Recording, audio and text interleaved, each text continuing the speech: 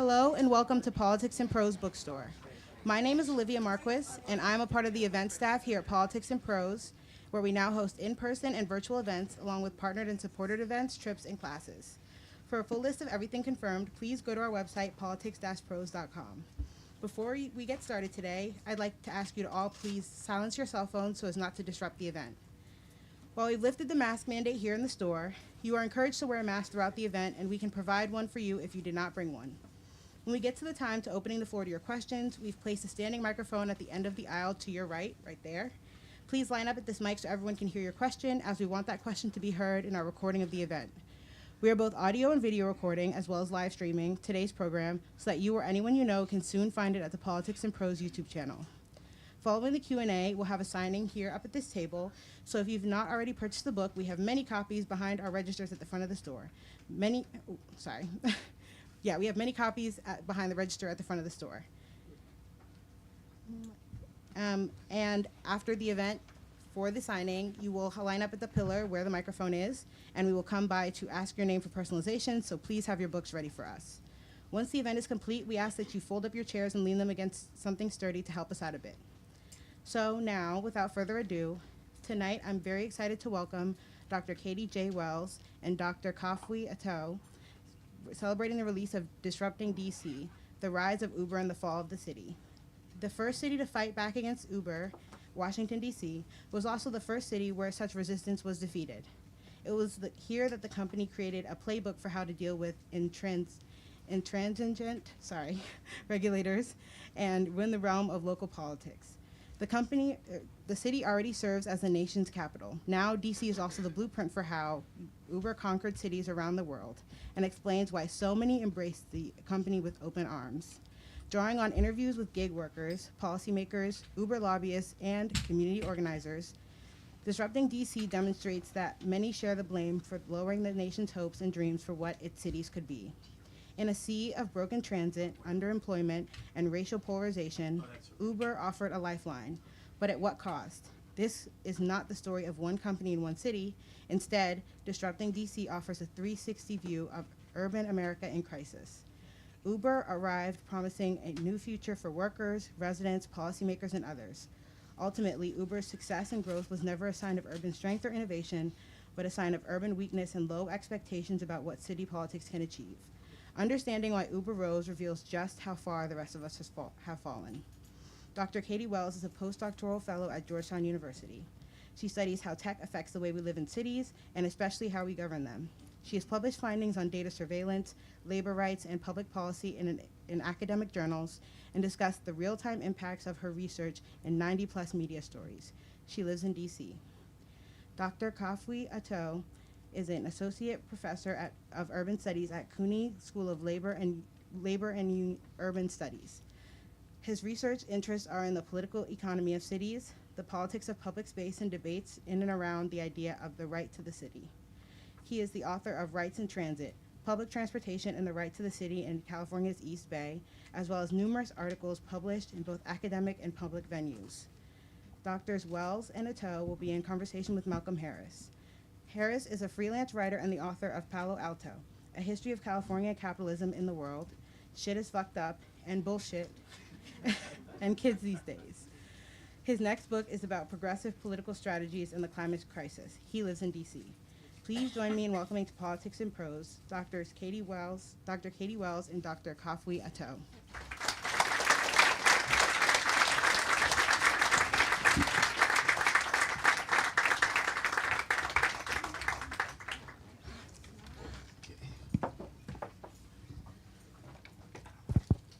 All right, seems like these are working. Excellent. Thank you all so much for joining us here. Wow, it's an amazing crowd. We can't see how many people are out here until we walk out, so it's a genuine joy to see so many of you here. Obviously, this is the hometown crowd for this book, so give yourselves a round of applause before we get started. All right. This book, I think, is the best single text example we have of how one of these platform companies transforms an individual city. So it's a real privilege to talk about this book with 2 out of 3 authors. We're missing Declan, sadly. I'll be filling in. I don't have the great accent, but I'll try my best. To be talking about it here with all of you so that the comments, I think, will hit home a little harder because we're in that home today. So without any more of my talking, turn to our authors. That's not true because I have to introduce my questions as well. One of the things that's really great about this book is how polyvocal it is, both in the text itself, in terms of how many perspectives you get, as well as in the authorship. So I was hoping if you two could talk a little bit about first the genesis of this project. How did you end up writing it together and with Declan? Because it's not just a sort of one person, the way these academic things kind of tend to be. It's a really cohesive project. Yeah, thanks. Hi, guys. It's so nice to be here. This project began because I had a babysitter take an Uber home one night at the time when we were in Logan Circle, and the babysitter lived 5 blocks away. And I wanted to know, what was it that would allow someone to pay someone else $5 to drive them 5 blocks on a Friday night in the rain? So this project began with that sort of odd experience in Kafui's history of looking at bus transit struggles. And so Kafui, Declan, and I went to graduate school together and embarked on doing this project. And we had not intended, no way were we going to write a book, right? We were writing academic pieces, but then the pandemic arrived. We were on Zoom too much, and we decided that if we were going to write a book, we wanted it to have a voice that spoke not just to each other, but to others. And the writing process for me was a pleasure. Yeah, it's we didn't break up in the process. yeah, we're still friends. So, I think each of us came to the project, with different backgrounds. Declan does a lot of historical work. In Canada, I had done a book on transit, and Katie had done a lot of writing and research and publications on housing in DC. And I think we liked each other and wanted to do something collectively after working solo for a while. And then we embarked on this. We got a grant, we got money, and then we embarked on this project. And the writing process, I learned a lot about myself through it, but I think the book reads really well and is cohesive, and I became a better writer by working with other people. Not something I expected to say, but that's the truth. So the book is composed, it takes a lot of different perspectives, which I think is really essential when you're tackling an issue that's involving a lot of people's lives in different individual ways. Can you talk about some of the different perspectives and sets of interests that you were trying to explore in the text? So it's 5 chapters. The kind of the overarching argument is, understanding Uber as a political project as much as a kind of technology company, how it intervenes in the kind of local politics. And each chapter takes a different approach to that politics. We look at Uber and the politics of data, Uber and the politics of race in DC, Uber and the politics of regulation. And in each of those, which are distinct chapters, we talk with different people. We try to bring out and highlight different voices. And, across all of that, we talk about what Uber means for how we understand, urban public life, largely arguing that it's symptomatic of a set of larger structural issues that beset almost all cities. Okay, you want to fill in? Yeah, no, it's great. The project really began as we followed 40 individuals who drove for Uber in 2016 in the DC area. And we did not intend to do a longitudinal study, but we got quite stuck doing it. And we were captivated with going back to the same workers year after year after year as they moved on and off the apps, especially during the pandemic. And so at the same time that we were following their stories, we were also really curious how a city like DC, which, like, I'm from Northeast Ohio, like DC to me was a labor mecca. And so I was really curious, how could a city like DC get in bed and become, known as the most Uber-friendly city in the country? And so at the same time that we were talking to workers over and over and over, we were also talking to 30 local policymakers, some of whom are here. To ask them, how are you thinking about big data? How are you thinking about your relationship with these Silicon Valley tech companies? So talk a little bit more about the interaction between this company that comes into the city and the civic infrastructure that it's encountering. Because you write about Uber not just as a enemy force attacking the labor in the city, but as exploiting real cracks in the city life. Yeah, so the opening, the introduction begins with a kind of mini protest that no one will remember because it was very small, that was protesting the metro system. And this was 2016, yeah, and it was a period when, the metro system was on fire. This was safe tracking. You guys remember safe tracking Track. summer. This was Metropocalypse is Metro on Fire was Yeah. the actual real website that year. A lot of nods in the crowd. It's good to do it in DC. People are like, yeah, I remember it was on fire. And we open with this kind of protest about Metro, and then we make reference to this great book, which is probably here, Zach Schrag's The Great Society Rail, which is about the history of the Metro. And we contrast that kind of initial vision of the Metro as this public good with kind of the reality. And then we kind of intervene and say, look, there's all these people at these protests talking about Metro's a loser, I took an Uber. And it kind of captures kind of what we wanted to say in terms of the kind of crumbling infrastructure that Uber in many cities is able to exploit or intervene in. Yeah, so the overarching argument, right, is that basically that Uber is a symptom of the crumbling infrastructure that besets urban life right now. So if we want to understand why is it that government employees that were tasked with providing paratransit turned to Uber, well, it's because their own systems were failing, right? If we want to understand why, so many residents were turning to Uber when they couldn't get home late at night, well, Metro wasn't running, right? Or why workers were turning to Uber, well, their full-time jobs weren't giving them regular hours, or they couldn't pay, and they weren't earning enough to get by. And so part of the argument that we try to unearth is, why is it that Uber just makes sense for so many of us right now, especially if we think it's undermining democratic politics as it exists and the ability of cities to govern themselves in the future? One of the other cracks, in addition to the public transit system, is the existing private transit system has not developed a great reputation in the city and with policymakers, talking about cab drivers and the cab systems, and racial discrimination in particular was another crack that Uber was ready to exploit. Can you talk about that one in particular? Sure. I mean, it's an interesting kind of,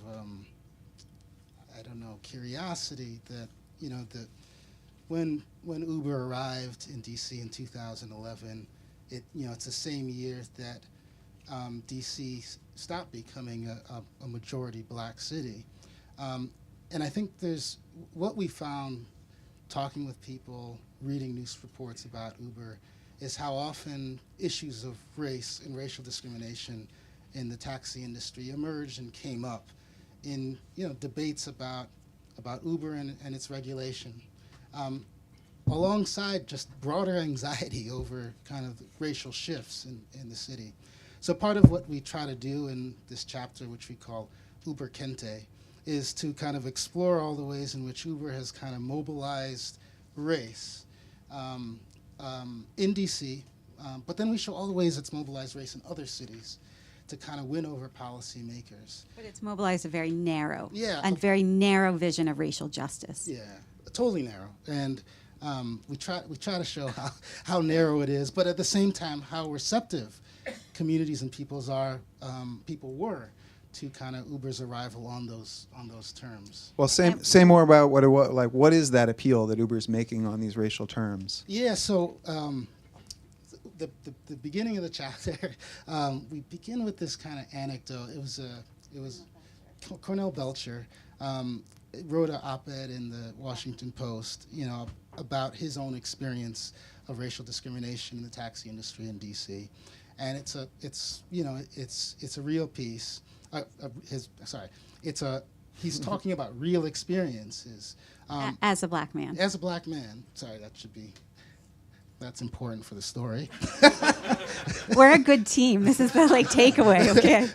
That's a key point. Black man in D.C. trying to get a cab.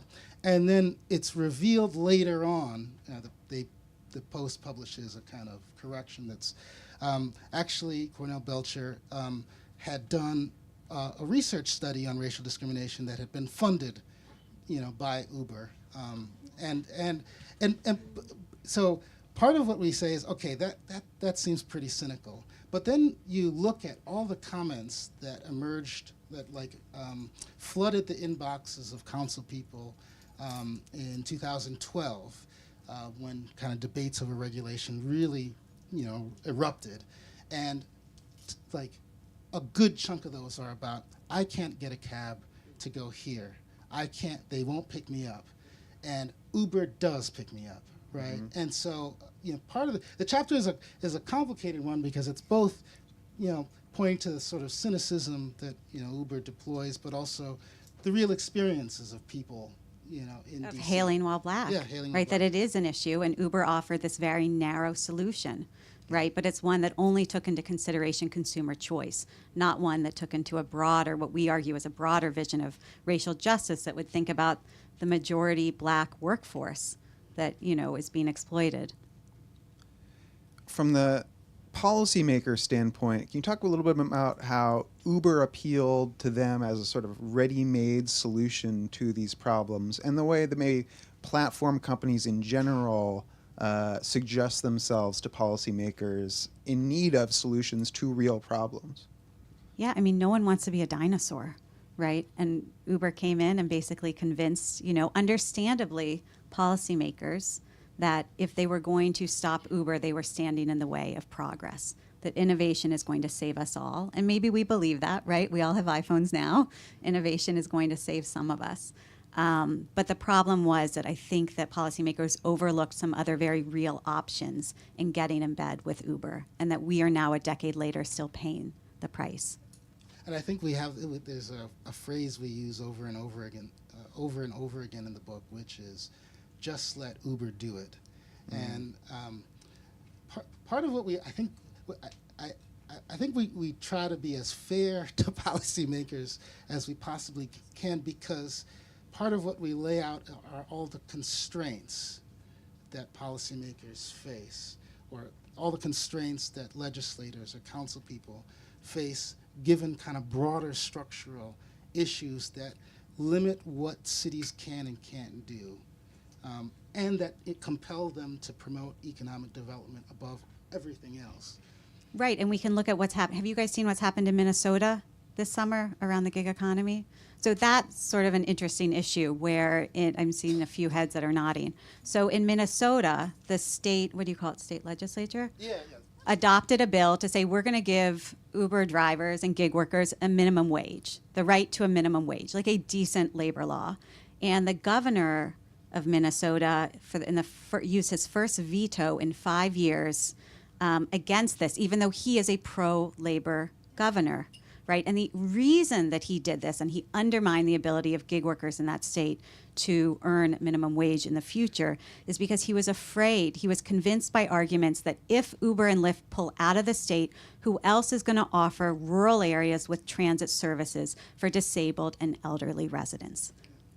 So, and that's Tim Walz, who's a Farm Labor Party in Minnesota, but that could have been, that's captured kind of the book in a week, the kind of commentary on that.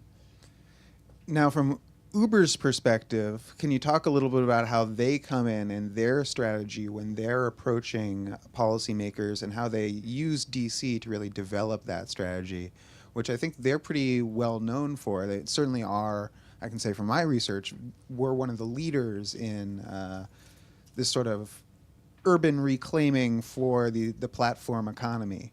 So I could wonder if you could talk about it a little bit from the invading perspective. So Operation Rolling Thunder. With no relationship, though, to Vietnam. Yeah. This is okay. Yeah, Wow. So the book kind of begins and goes back to multiple times the kind of Uber's entrance into DC so it came to DC in 2011, but it really started operating in 2012. There was early pushback from the Taxi and Limousine Commission, Ron Linton, and then that summer, the same summer, there was a debate dealing with the council over minimum fares, which would have, It was gonna put a floor on. So these are debates in 2012. It was sort of the first Uber debates, but they were also, that debate was really important because it was also considering whether or not to require these companies to adhere to the American Disabilities Act. And Kalanick came in and texted, emailed every single person that had downloaded their app in sort of that new version of clicktivism, and said, "Hey, tell your council you don't want us to be regulated." And so the council was inundated with 50,000 emails in the course In a 24-hour period, 3,700 tweets. Well, I guess, yes, tweets. It still existed then, Twitter. And the council they folded. And so it was the kind of, it provided like a clear example of Uber's power, its ability to reach its consumers. But also Silicon Valley's power and its ability to go in and reshape laws, right? This was a new kind of, this wasn't just lobbying to curry favor. This was also regulatory, entrepreneurship. This was writing laws or writing themselves out of laws. So DC, allowed Uber to make itself, Uber convinced DC to not regulate it. And that was sort of a new monumental thing that then Uber picked up and dropped in cities and states across the country. That was before New York, right? With the famous showdown with de Blasio over control, and they went head to head, and the city of New York folded. All right. Well, we did the writer, the company, the policymaker, so we can finally talk about the driver perspective, which I think is the real core of the book. And it's the one where I think it's most like anecdotally rich. So I wonder if there were some like driver stories that you wanted to share with the audience, because there's some good ones. That's great. We really could not have done this book without the relationships that we developed with the 40 workers that we first met in 2016, and then continued to interview and survey over the next 5 years, and then it became 6, and then 7. I'm going to share one story about a woman whose pseudonym for the book is Diana. And Diana grew up in D.C., and she started using the metro by herself at age 8. She eventually went to UDC part-time, the University of the District of Columbia. We have some faculty here. And while she was going to school there, McDonald's was accommodating her schedule, but she hated the fast food work. And so when she heard of Uber in 2016, she said, "Hey, be my own boss, set my own schedule that would work with her classes." And so she signed up to drive. Over the next few years, the work was hard. She encountered a sexual assault incident. She incurred damage to her steering wheel. The work was hard and difficult. And so when she finally graduated from UDC and she got a job with the Public Housing Authority in DC as a security officer, she was so happy to be done with Uber. But she didn't resent the work. And she even defended it to us at one point and said, "I would go back to Uber if I needed it." And over time, the advantage of the longitudinal study is she was right, and go back she did, right? She ended up having a child as a single parent, and she wasn't able to make ends meet. And so then she went back to Uber, and then eventually Uber Eats. She took another break. But as she said, who else is going to help her, right? The city was not there to help her. She wasn't able to get rental assistance because she earned too much for that. She earned too much to get food assistance, right? And so Uber was there to help her. And so the question for us that we want to leave with folks with this book, right, is what would need to happen so that folks like Diana don't need Uber to be their savior? Or their safety net, yeah. Okay, not savior. Safety net, thank you. God, that was such a great line. It seems like we should stop, but I have more questions. Specifically about the also in terms of questions, we're gonna turn to the audience soon, and we're gonna ask you to come up to this mic here. So if you want to like make sure you get your question in, feel free to start lining up now. Thank you. Exactly. Appreciate the demonstration.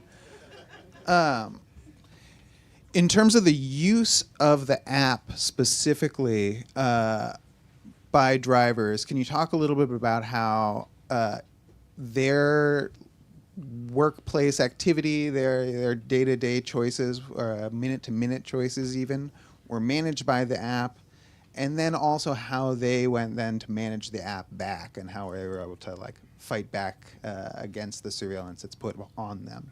Yeah. So for those of you that haven't driven on the Uber app, it's an incredibly difficult job. It's an honorable one, but it's also really difficult. The phone is requiring you to make all kinds of decisions very quickly and respond on the phone. Over years, the app also changes. Sometimes the rules change minute to minute, day to day. What's really difficult about the app right now, and it has always been the case, is the extent to which the pay is personalized. So if Kafui and I are both going to sign up to drive, we're going to stand outside Politics and Prose on Connecticut Avenue.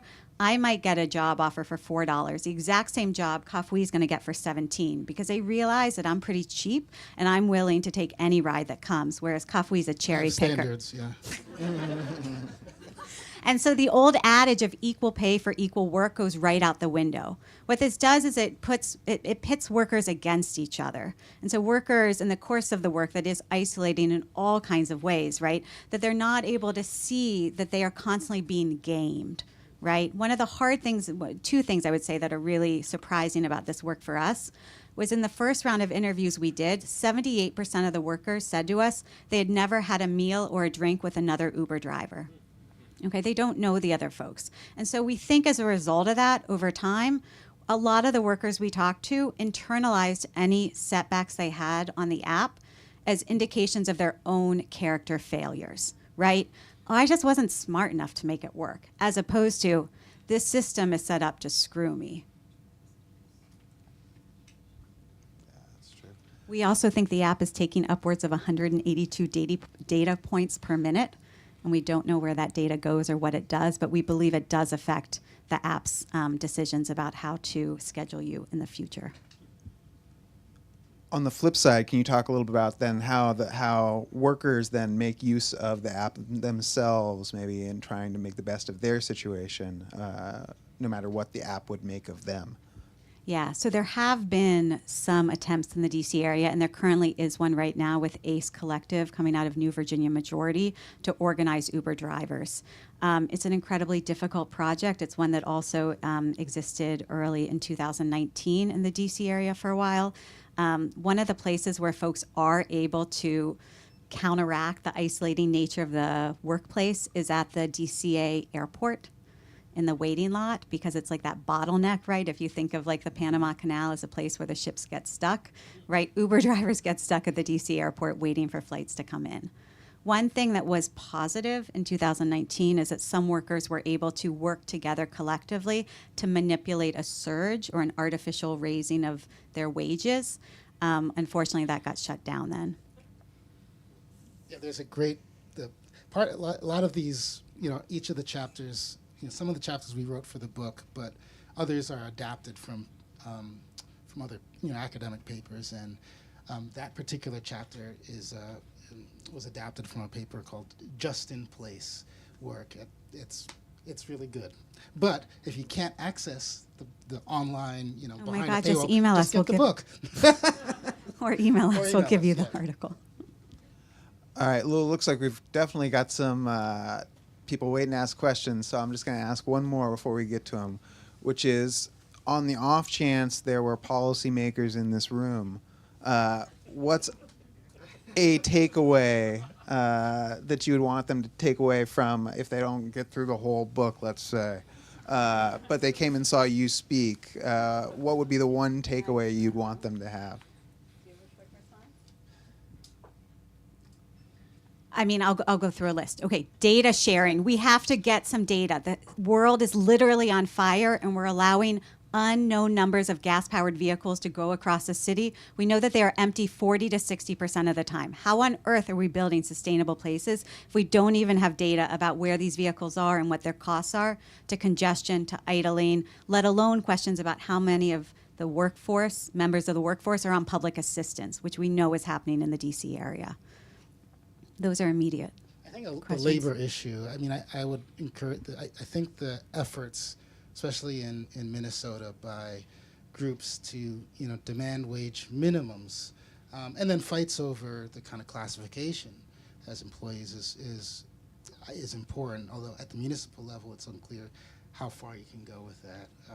Which is why probably I would, encourage policymakers to think about this as an urban issue. Think about all the externalities that these companies cause. We were able to this year raise $9 million on a new tax from ride hail, which I'm very proud of this year, to fund 12 overnight bus lines, right? Because we believe, right, and I think increasingly DC Council believes that these companies are not paying their fair share. All right. We give our authors here a round of applause.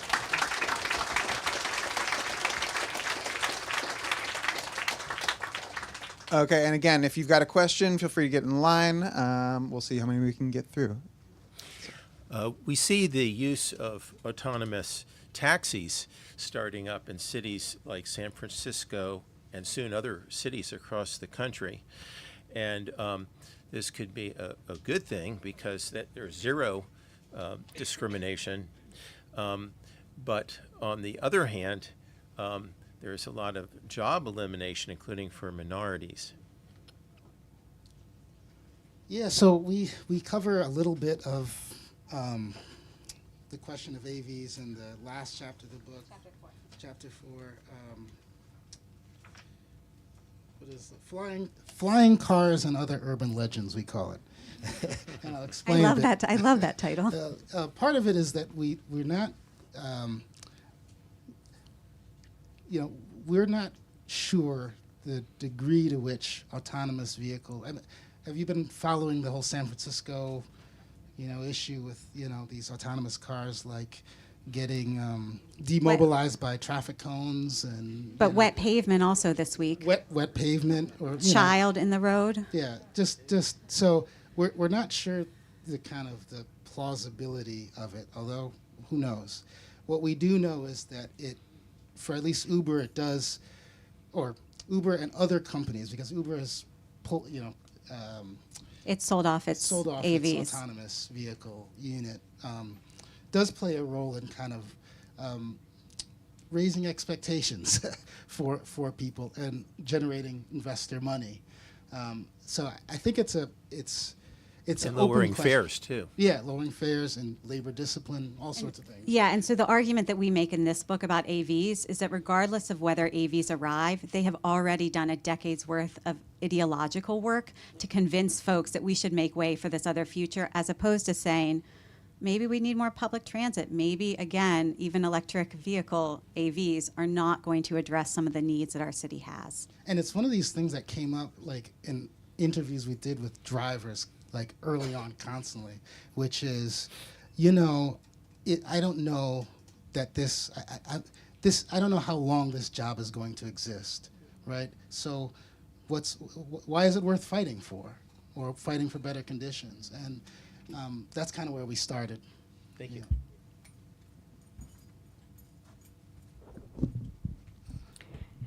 So my question is, as a consumer, this was a complete surprise to me. I've lived in the area for 43 years, and I've lived everywhere. I've lived in Virginia and in the district for a while, and now I live in Bethesda, where there is no public transportation at all. And I drive, and I'm going to stay in the suburbs, and I'm going to die in the suburbs. That's my home. That's where I belong. I don't want to go to a retirement community. I won't go to a retirement community. I don't have to. But at some point, I'm not going to be able to drive. I have never used Uber because I'm a labor activist, and I think it's exploitation of the worst kind. They don't pay enough, period. They take too much out of salaries and all this manipulation, is, I'm not shocked. I'm not surprised at all. That's what you'd expect. They can do it, so they do. The question is, I mean, I'm waiting for the AVs, the automatic vehicles, the autonomic vehicles, because that will be how I can, I mean, if I can't drive, I'm locked in my house. I broke my hip. I'm afraid of bicycles now. If I fall on a bicycle and break my hip again, I'm in trouble. So what should we do about this? I mean, my feeling is I won't take Uber because I won't participate in that kind of exploitation. But is that bad for the Uber drivers? Should I be taking Uber? So, the first answer I had was, well, I feel like we have the technology, already. Mm-hmm. Public buses, Once an hour on Massachusetts No, Avenue. of course. Yeah. I mean, look, we have iPhones that were made in Foxconn, right? Right. Like, we live in this world. We don't want to tell you don't take one because there's nothing dishonorable about having The someone bus chauffeur is you. useless. It doesn't go where I need to go. Metro doesn't come anywhere near me. I can't walk to Metro, and there will never be a Metro because of the sprawl. So we don't want to encourage people to never take it. What we want to do is encourage you to get involved, right? In arguing for other kinds of ways of, offering mobility in Bethesda, right? If there were opportunities to say, you know what, I need more than once an hour.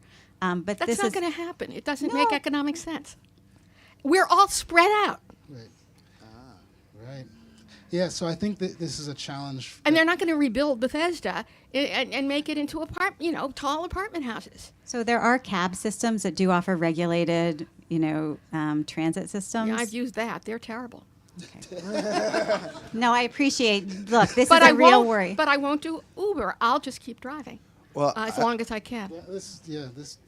You put your finger on the nail, or put your finger on,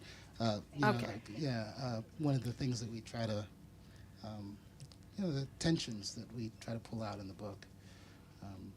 But most Americans live in the suburbs. I will say there are more increasing alternatives for labor-conscious consumers. There's the drivers co-op in New York City just launched, and in fact, people behind that are trying to seed more drivers co-ops in other cities. And the way that these platforms are built, it's very easy for drivers to switch between them, and so we could see switchover between infrastructure very quick. And we do have some newcomers, Alto and Empower. I'm not recommending them, but I do know they exist in the DC area. Hi, thanks so much for your comments there. I had a lovely bicycle ride here through Rock Creek Park, and I love taking Capital Bike Share, but I'm also aware that it's owned by Motivate, which is owned by Lyft. And so my question, I'm wondering, as the urbanist movement tries to reduce car usage because it's killing our planet, it's killing our cities in terms of space usage, it's killing more pedestrians than gun violence, as we're trying to do all these things to reduce car usage, one of the leading alternatives to that, this micro-mobility revolution, I'm very concerned to see Uber and Lyft sort of getting into that and putting their fingers all over that. So I was wondering if you could comment on the fact that both Uber and Lyft have started to get into micromobility, and just where do you see all of that space going policy-wise? I mean, I think I think we're generally in support of different transit alternatives. I think part of what we're trying to do in the book is not kind of target Uber and Lyft, but We actually didn't want to write a hit piece. Yeah. I know it sounds like we did, but Yeah. I promise you the book is not a hit piece. We want to get away from the kind of demonizing of the companies and focus more attention on the kind of questions that come to policymakers, which is how can we use the kind of innovations in technology to improve public and communal life? How can we balance that with the rights of labor? How can we get more cars off the streets? And if we can use companies to do that up to certain standards, I don't see what's wrong with it. I think the focus is on the kind of lowered expectations, which was the original title that we see in cities in terms of how they think about, all the questions that people are asking about transit or micromobility, which is the private sector will do it. We need to just step back and let them operate without, questions, without collecting data, without imposing regulations on labor or et cetera. So No, that's a great question. And I don't know if you guys have seen, but Lyft has also announced that it might want to sell off bikes because it is not leading to as many ride-hail users as it intended. And so that's a case, right, where I would say, oh my goodness, we need to have a chorus or a public narrative to say, let's actually take back bike share, right? Could Cap City, Capital Bike Share be part of, DDOT or something like that? Thank you.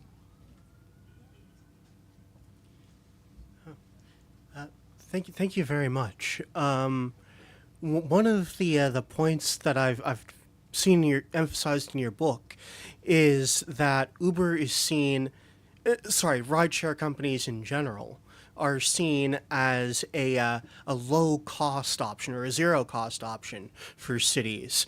But the other thing that seems to come across, I'm just wondering if I was reading this properly, is it's not just a zero financial cost or even a zero political cost option. It's kind of a zero intellectual cost option. One thing that seems to come across is just a real gap in sophistication, frankly, between the rideshare companies and DC policymakers.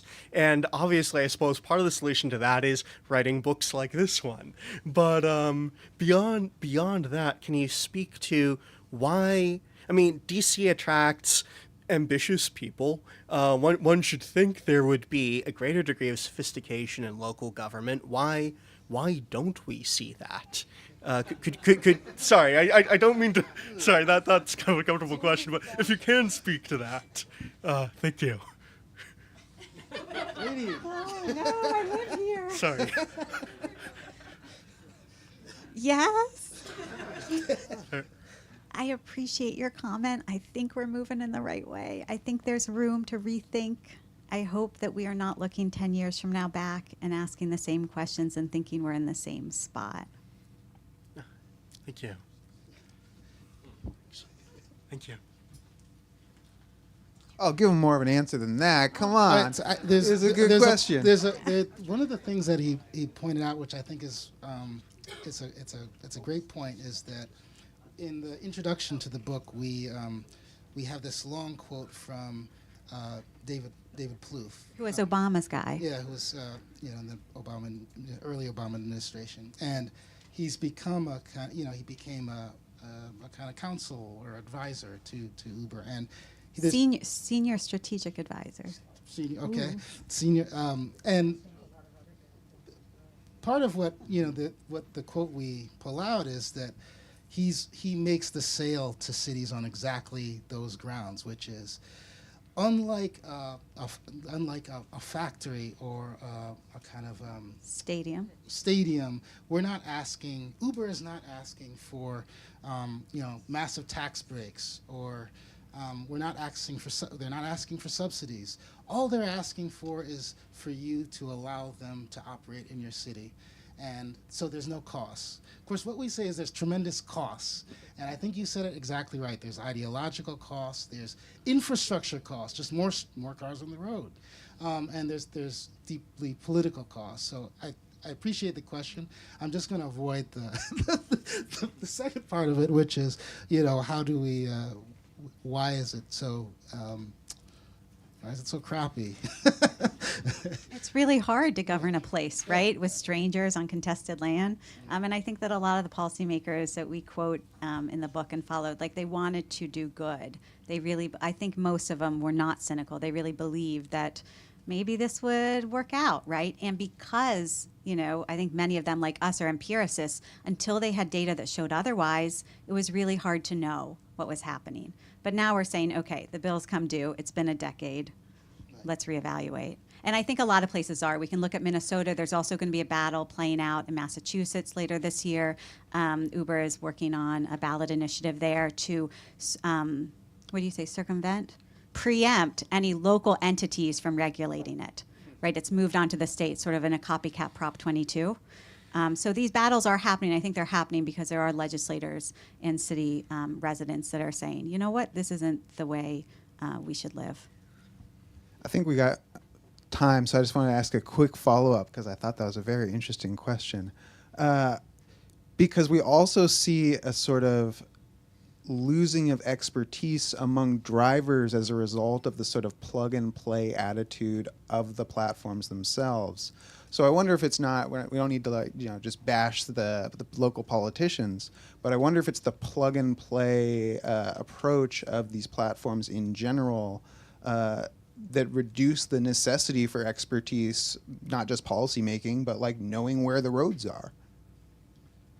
Yeah, that's an interesting point. I mean, the first thought I had in my mind was, oh, this seems like just a general symptom of the sort of, the industrial capitalism that we know and love, of just de-skilling, right? The kind of concept. But then there's also, I think, reskilling, right? Learning ways to manipulate technologies for collective aims, which we show to some degree in the book, but I think it's like that reskilling, de-skilling dynamic that's interesting to. But I think the plug and play, absolutely right, and part of that rhythm, right, of the plug and play also coincides with like the workers being behind a black veil, right? Not spending more time on the app also means they don't realize that they're being played against their neighbor. And so it furthers this atomization of these humans. So for any policymakers in the room, we're not calling you stupid. You might just have been a little de-skilled.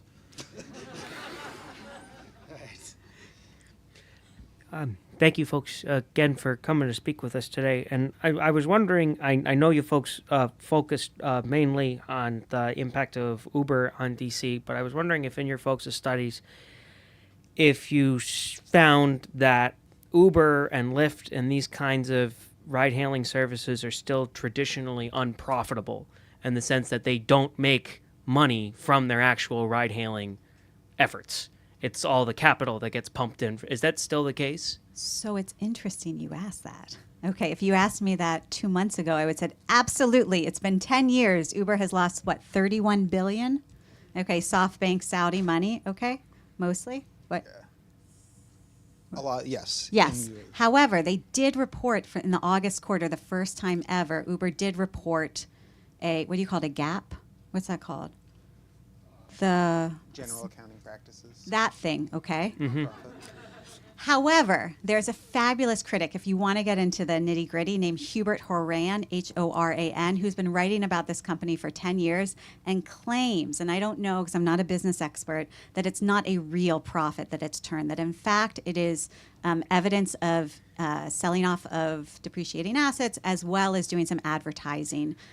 As well as sort of the Uber Eats business. That's really what's kicking up, and that has been the focus of our current research, thinking about the role of these delivery apps. Thank you for explaining that. I was still curious because I heard that about 10 years ago, and I don't know if it was still true. Is it all right if I ask a follow-up question? So with that also in mind, have Uber and Lyft managed to sort of hang on by absorbing the roles of what might be traditionally considered a public entity's charge, like providing rural transit service, providing paratransit, cannibalizing capital bike share? Is that how they've managed to survive all these years of unprofitability? So it's interesting. That's a great question.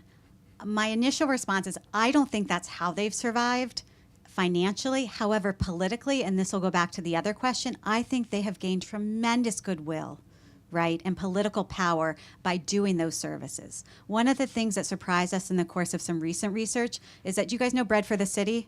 Fabulous, radical organization. Okay, one thing that surprised us is that they have a partnership with DoorDash to provide delivery services for their pantry goods, for families that aren't able to get out to Bread for the City, they deliver them. And so in talking to Bread for the City about why they, that, you know, is as critical and leftist and, you know, a wonderful addition to DC as it could be, why they're in bed with DoorDash, they said, well, you know, who else is going to give us that money? And so I think that buys them goodwill. DoorDash did, Bread for the City did notice, however, and I don't know what they'll do in the future, that many of their clients are also workers for DoorDash, right? Because those who are delivering the food pantry packages do not earn enough, right, to not qualify for the same packages themselves. But so I think that's definitely a political part. We know that DoorDash also gave the city $500,000 earlier this year for 5,000 dash cams. I mean, I think they buy goodwill by, we saw what happened in Minnesota. So I think that's part of their play, but I don't think it's a financial play.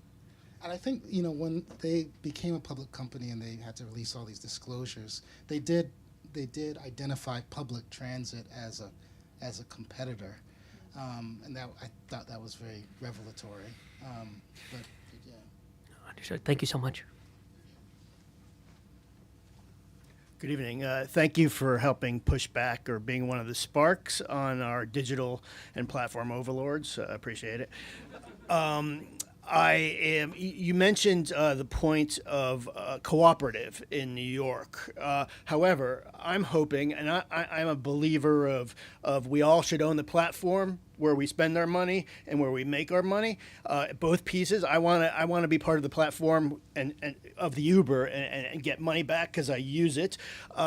Is there any other hopeful tidbits of information besides the cooperative out of New York? I know there's something might be being tried here, but my problem is, you know, a bunch of hippies in the co-op movement they're a little slow, you know, and you know, we need a little more George Soros and, you know, VC money. Is there any other hope in that direction for ownership by all parties? Do people know Leah Hunt Hendricks? She just had a great write-up in the New Yorker. Maybe she wants to come in. Well, I do know that the drivers co-op in New York was launched with some VC money and with some tech money. So like, and it's surprising how little it takes for some of these things, again, because the workers don't actually work for them and can switch easy once you've got the infrastructure. So what it takes is awareness and people using them. So yeah, download the apps, you know, use them or whatever. And I think there are some funds that, you know, invest in co-op development. They might be small, but they, I know Seed Commons is one, but they're yeah. All right. Thank you.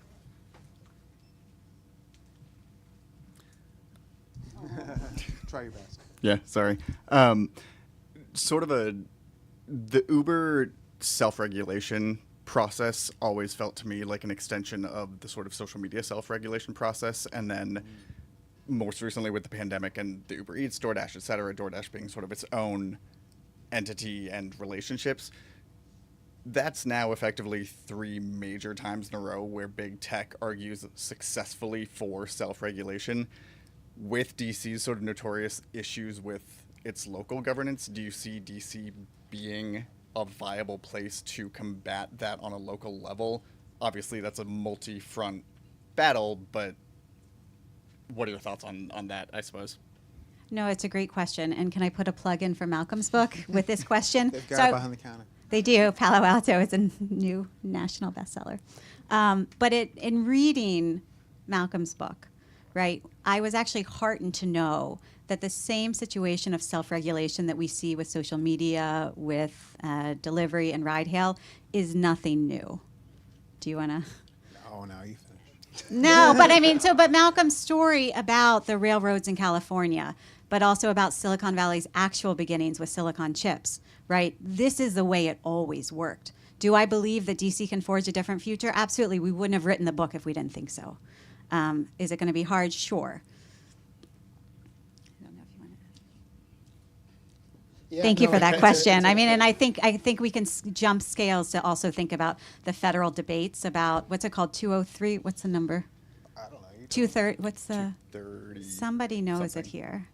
Okay, but the social media debates about regulation, right? That they are, you can easily extrapolate, I think, from what we found in DC. And we hope that this story about Uber is not just a story about a failed, attempt to regulate this entity, but is a warning about what happens if we don't also take over other public infrastructure. Let's look at Twitter, right? And I think I'm now thinking, I think there is something maybe a little different. Uber's like, there's cars and people in a way that social media. It seems like in the ether. It feels like it's has less of a geography or urban geography, and so I think that there's probably a role, and maybe this is something I could have explored more in the book, which is, different types of government, strong mayor systems versus, weak mayor systems. That all plays in how functional or how plausible regulation might and could be. And so those are the types of questions I'd ask about DC. What is it about DC that both made it a place that Uber found attractive to turn into or what about DC made it vulnerable to Uber? And then what is it about DC that also might make it a place where you could see real and genuine pushback? But yeah, I have to think about that. Yeah. I think the one other shout out I'd say before we end also, which we didn't get into, right, is that the way in which the U.S. has governed these companies is not the only way these companies have existed in the world. And there are plenty of places that either require these companies to provide holiday pay, workers' comp, death benefits, right? I don't know if you guys saw earlier this week, a PG, Prince George's County Uber driver was assaulted and carjacked, and Uber offered him $1,600 as an apology. Right, not the car, nothing else, right? But in other countries are not allowed to play that way. And I think it's important to keep in mind, look, this isn't the only way that these companies have agreed to operate, and we don't need to allow them to do it here either. If I may ask a minor follow-up, it's just, what do you guys see as sort of the best tool to counteract that when Uber, and to your point, Twitter and social media being less geographical, but Uber's 168 data points per minute is low, and I think most people aren't aware of how low that is. That feels extremely weaponizable when that itself is not regulated, and the understanding of the regulation of that is so underappreciated. The FTC gives me hope. But I would also say, I think, and I'll point to Malcolm in thinking about the Occupy Wall Street. I know, but I'm thinking about the Occupy Wall Street movement and thinking about the mobilization of, like I mentioned, that woman, Leah Hunt Hendricks, but the mobilization of folks from Resource Generation or folks that saw themselves, as having privilege, right, to say, you know what, I'm going to fight for this too, right? It cannot only be that we are requiring the workers. It can't be without them, right? But I think the onus is on us. And I will say 15 years ago, I was part of a group in D.C. to raise income taxes on D.C.'s highest income earners. At the time, nobody over $40,000 paid a differentiated rate, right? And we didn't think that was just or equitable, okay? And so I think that if we think about organizing consumers, or we think about organizing those of us who, have the time and leisure to think about, Uber on a Tuesday night, which is so nice of all of you, right? That's where I don't know, I feel hope.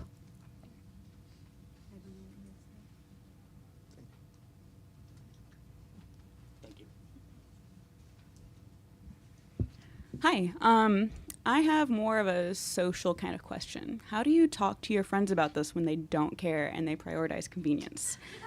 I went to Philly with some friends, and the difference between an Uber or the train, which was rather impressive in Philly, especially coming from, I lived in the South, so we had 0 trains. I was so excited to come to DC. But it was like a 5-minute difference to walk to a train and get to where we were going versus take an Uber, and my friends wanted to take an Uber. Or I came here alone, and I took a bus and walked 15 minutes, and it took an hour. Driving would have taken 20 minutes. How do I talk to my friends when they have a point? It is more convenient. And if we're all splitting the Uber, it is cheaper. So Can I point at Paresh? It's a good question. We try to take this question on directly in the conclusion of the book, where basically we say, look, It's okay. Yeah, We love you anyway. Raise your hand, okay? We have, yes, life is hard. We're tired too. I don't know. I think coming at it with more understanding. I don't want to cut you off. well, I was just going to say, the book is not. I mean, I don't think we wrote it as kind of more like a work of moral persuasion. It's you live your life. Part of it is understanding that is maybe precisely the issue that we're trying to grapple with, which is how do we build cities in ways in which we are not pitting consumers against workers, pitting convenience against the rights of people to earn a living. Yeah. How do we and that's not a question that one person can answer. The solution is not going to come from one person's consumer choices. It's going to come from people collectively demanding something different. Sorry, and so. So how do you get people interested to do that collective work when they are tired and they Start have with good tipping and points? cash. Sorry? Start with tipping and cash. Instead of tipping on the app, tip with cash. Oh. I don't take Uber very often. I forget tipping is a thing on the app. There you go. Me neither. I don't have the app. Don't download the app and then make your friends pay for it. Be like, if you want to pay for it. They have no problem with that. I tried that. Well, at least you save a couple bucks. Thank All you. right, I think we have time for one more question. Thanks, everyone. Oh, pressure's on. Did you approach Uber? Was anyone willing to go on the record? Are you receiving any hate mail from them? And if you have time to address it, is reform possible, or are you arguing more for sort of dismantling? Thanks. Those are great questions. Uber folks did go on the record with us. We have some great quotes in the book if you want to read from DC's lobbyist, him talking about why DC was so wonderful for the company, how DC adopted its worldview, which was that it can be a better regulator than the city. We stopped being able to get folks on the record after we started publishing. We did get into some fusses via journalists with the company about what the word need means, whether Uber drivers need to get extra insurance, or whether, if that's a legal requirement or that's just like a moral suggestion. I can't remember your other questions.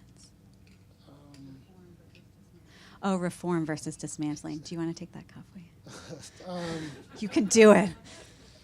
Yeah, I think we, Dismantle. I think the power structure is such. I think the finance is such. It's very hard to imagine. That being said, do we need chauffeur services? Do they need to be part of our urban landscape? Absolutely. Can they be non-exploitative? Can we have some data to evaluate and make sure that they're servicing all 8 wards? Yes.